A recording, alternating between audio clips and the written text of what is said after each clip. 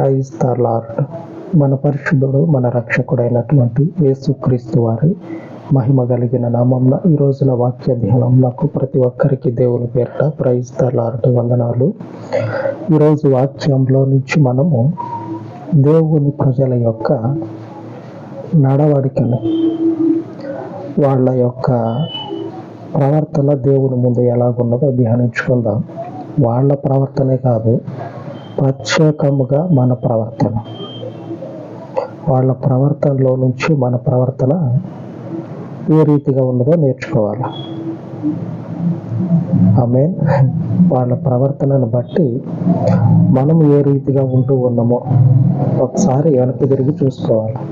ఇకపోతే ఈ రోజున ఉపవాస వాక్యంలో నుంచి మన వాక్యము ధ్యానించుకునే ముందు మీకున్న ప్రార్థన అవసరతలని పంపించవచ్చు. అలాగనే ఈ ప్రార్థనలన్నీ కూడా మీ జీవితాలు ఆశీర్వాదకరంగా ఉండి దేవుడు మిమ్మల్ని దర్శించి ఆశీర్వదించినట్లయితే మీ కానుకలు కూడా పంపించవచ్చు, పరిచర్యకి సహకారంగా ఉండేటట్లు. ఇకపోతే ఈరోజు ఉపవాస వాక్య ధ్యానంలో ఇర్మీయా గ్రంథము 14వ అధ్యాయము 9వ వచనం. భ్రమసి ఉన్న వాని వలెను, రక్షింపలేని శూరుని వలెను నీవేలా ఉన్నావు? యెహోవా, నీవు మా మధ్య నున్నావే, మేము నీ పేరు పెట్టబడిన వారము, మమ్మను చెయ్యి విడువకము. ఈ లేఖనం అంతట్లో నుంచి మనము ధ్యానించే వాక్య భాగం ఏమిటంటే, మమ్మును చెయ్యి విడువకము. ఈ ఒక్క మాటను ఈరోజు మనం ధ్యానించుకుందాం. దేవుడు చెయ్యి విడిచిపెట్టాడు, కరెక్టే. పొద్దున్న లెగిస్తే ఇంటి ముందే కొంతమందికి దేవుళ్ళు కనపడతారు, కొంతమందికి ఇంట్లోనే కనపడతారు, కొంతమంది అరిచేతుల్లో ఇట్లా కనపడతారు అరిచేతుల్లో. కరెక్టే, ఎవరి నమ్మిక వాళ్ళది. అయితే అసలు దేవుడు ఏం కోరుకుంటా ఉన్నాడు?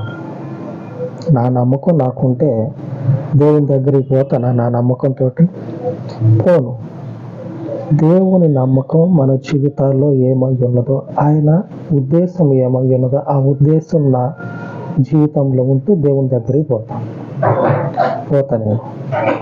సరే, ఇప్పుడు మనల్ని చెయ్యి విడిచిపెట్టవద్దు అని దేవుణ్ణి బతిలాడుకుంటా ఉన్నాం. మీరు కూడా వినే ఉంటారు. బాగా ఓల్డ్ ఏజ్లో ఉండేవాళ్ళు ఏమైనా ప్రార్థన చేస్తారంటే, ప్రభువా, నేను దుమ్మును ధూళిని మట్టిని అని ప్రార్థన చేస్తారు. సరే, బాగానే ఉంది ప్రార్థన. ఈ ప్రార్థన ఒకవైపు పెట్టి వాళ్ళ ప్రవర్తన ఒకవైపు పెడితే అసలు రెండు తూర్పు పడమరలుగా ఉంటాయి. కలవు, రెండు తూర్పు పడమరలుగా ఉంటాయి.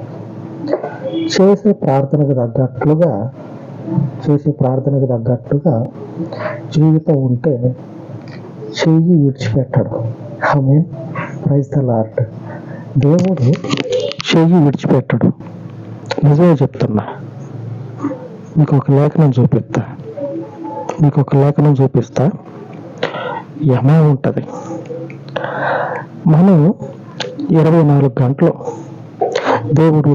దేవుడు వర్షిప్ చేసినట్లుగా స్తోత్రం అని చెప్పానని ఎలాగైతే చేస్తామో, రోజంతా జీవితం అంతా దేవుడు అని తిరుగుతూ తిరిగినంతసేపు దేవుని గురించే ధ్యానం ఉంటుంది. జీవితం అంతా దేవుని గురించే ధ్యానం ఉంటుంది. ఇంత ధ్యానించేటువంటి మన జీవితాన్ని దేవుడు ఎందుకు చేయి విడిచిపెడతాడు? ఒక మాట కరెక్టే కదా. ఇంతగా దేవుణ్ణి ధ్యానించుకుంటా ఉన్నాం, ఎందుకు విడిచిపెడతాడు దేవుడు? ఎందుకు విడిచిపెడతాడంటే, నేటి వరకు వాళ్ళు భయం లేకుండా బ్రతుకుతా ఉన్నారు. ఇశ్రాయేలీయుల ప్రజలు భయం లేకుండా బ్రతుకుతా నేను దుమ్ముని, నేను ధూళిని, నన్ను కాపాడు, నన్ను ఎప్పుడు కూడా చెయ్యి విడిచిపెట్టకు, మర్చిపోయి కూడా చెయ్యి విడిచిపెట్టగాకు, మర్చిపోగాకు, చెయ్యి విడిచిపెట్టగాకు అని దేవుణ్ణి అడుగుతా ఉన్నారు. అసలు ఆయనకి మర్చిపోవటమే ఉండదు, మనల్ని మర్చిపోవటమే ఉండదు ఆయన. అలాంటి ఆయన మర్చిపోయి ఎలా విడిచిపెడతాడు? ఎలాగ విడిచిపెడతాడంటే 44వ అధ్యాయంలో ఇర్మీయా గ్రంథం 9వ వచనం, 10వ వచనం,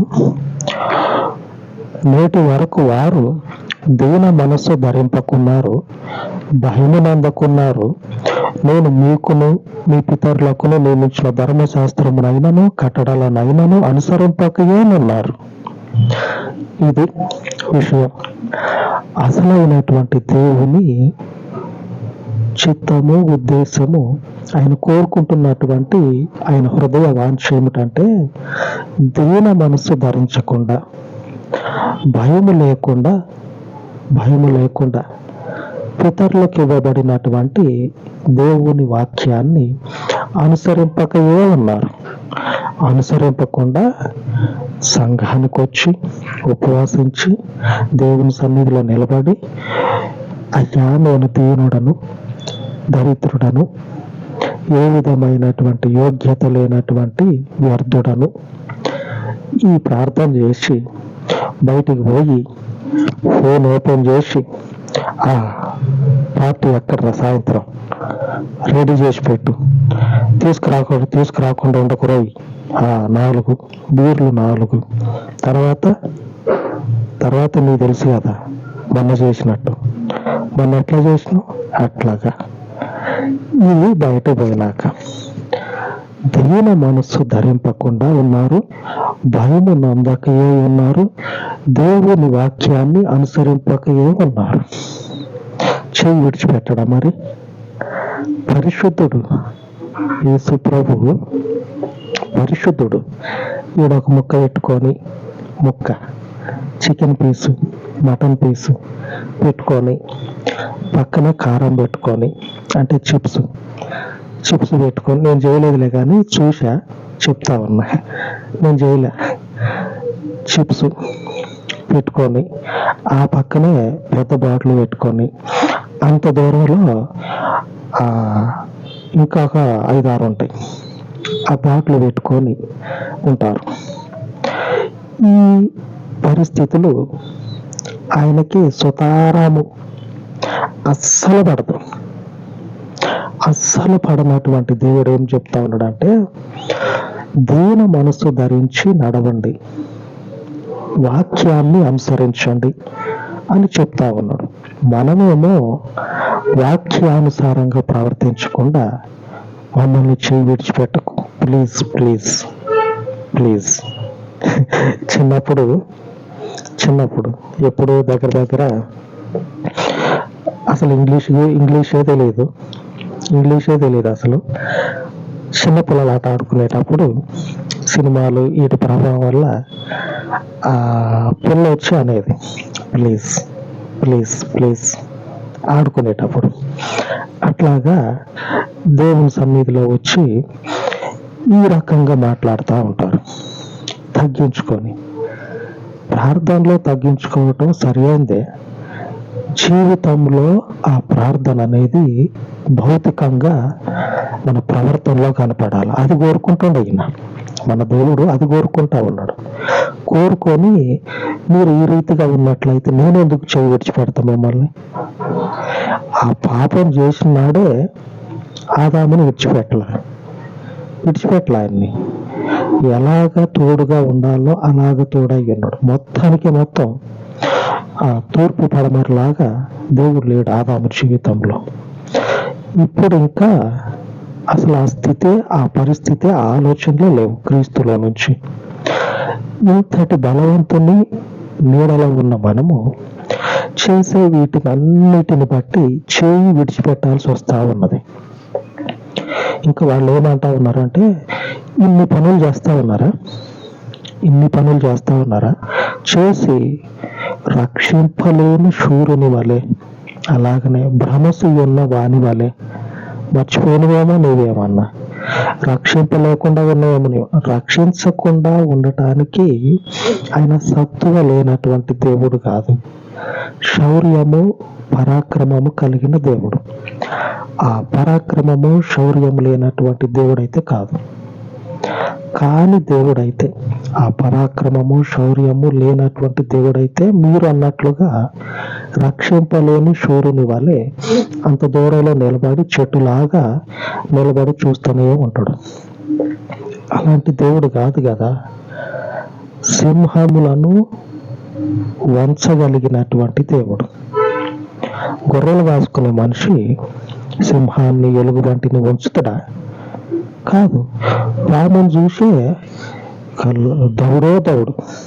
దౌడు తీసిందంటే ఈ గొర్రెలు ఎటువైనవి కూడా తెలియదు.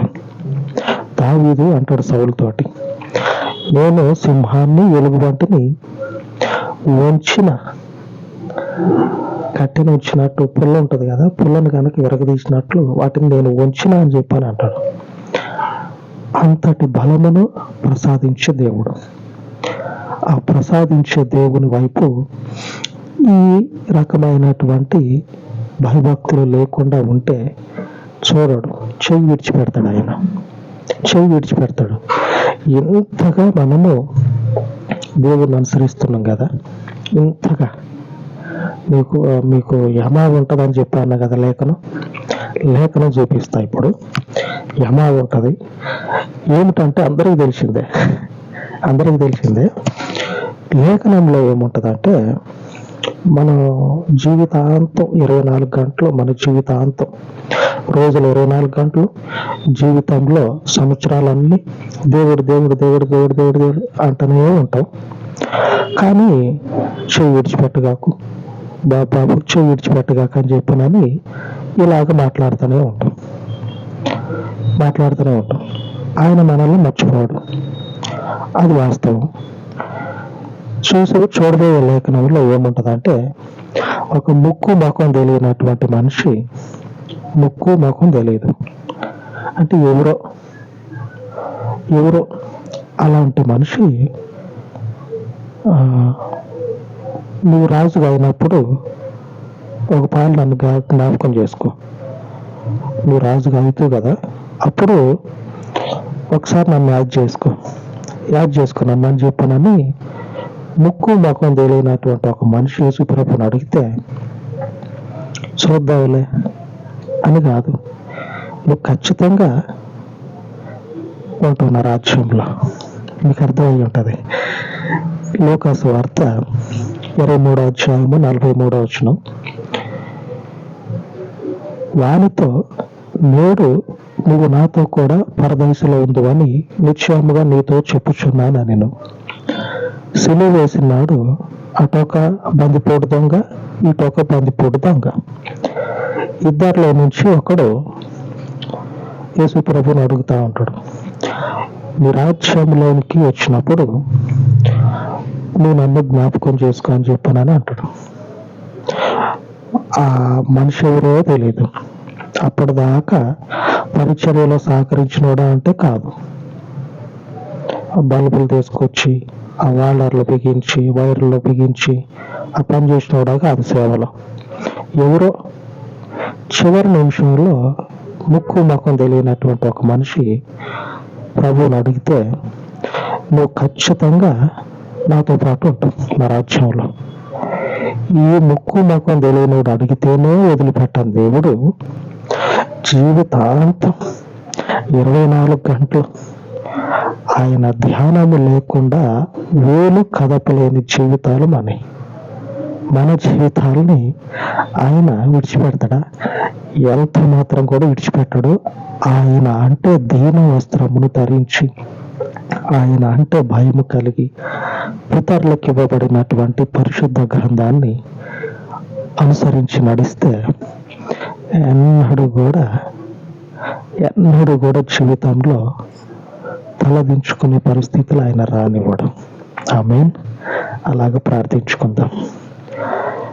మహోన్నతుడైన తండ్రి, ఉదయకాల ఉపవాసపు అయ్యా వాక్య ధ్యానమునందు నీ బిడలు తెలియకయే బలహీనతల యందు చేసిన ప్రతి అపరాధమును మన్నించి ఈ ఉదయకాలం నందు ఉపవాస మనవులను ఆలకించి నీ ప్రజలను దర్శించి అపారమైనటువంటి నీ కృపా వస్త్రమును నీ బిడలకు తండ్రి ధరింపచేసి వారి హృదయాలలో వారి యొక్క ప్రాణాత్మ దేహముల మీద ఈ పరలోకపు కృపా కనికరములను సమృద్ధిగా కుమ్మరింపచేసి వారిని తండ్రి నీ కృపలో ఉన్నటువంటి గొప్ప వాత్సల్యత చేత అభిషేకించమని, నీ గొప్ప కుడి చేతి నీడలో వారిని వర్తిల్ల చేయమని, ఎన్నడూ కూడా నీ ధర్మశాస్త్రము నుంచి నీ మార్గము నుంచి తొలగకుండా నీ పరిశుద్ధ వాక్యమునకు లోబడి వారి యొక్క ప్రాణాత్మ దేహములను తండ్రి నిలుపుకునేటువంటి కృపను దయచేయమని సమస్త మహిమను మీకు చెల్లించి యేసయ్య శక్తి కలిగిన నామమున ప్రార్థించి వేడుకొనుచు ఉన్నాను తండ్రి. ఆమేన్, ఆమేన్. ఉన్నతమైన దేవుని కృప ఆయన మందిరమునకు తోడై ఉండును గాక. ఆమేన్, ఆమేన్.